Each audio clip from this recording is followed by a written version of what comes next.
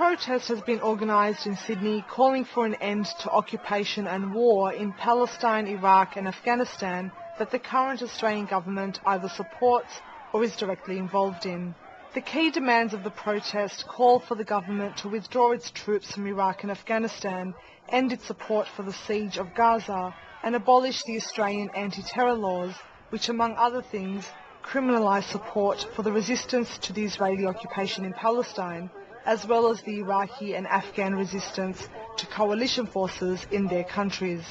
Australian Prime Minister Kevin Rudd has maintained that Australia's role is to disrupt what he called an open training and operational base for Al-Qaeda in Afghanistan.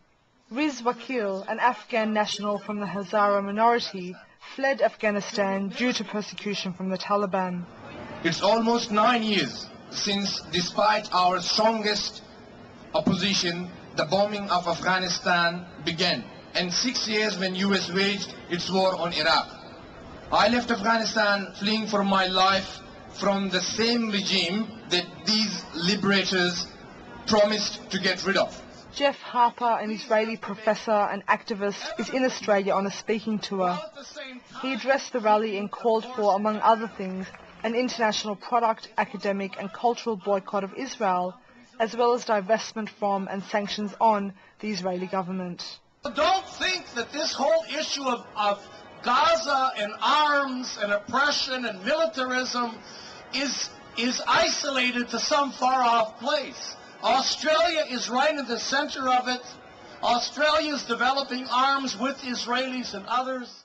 Kevin Rudd maintains that Israel has the right to defend itself and expressed its support for Israel's action both during and after the 23-day attack on Gaza, which began in December last year and which claimed the lives of over 1,400 Palestinians, including at least 400 women and children.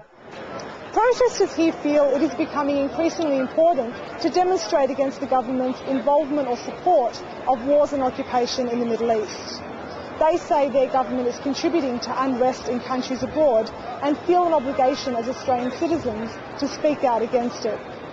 Rahab Sharita for Press TV, Sydney.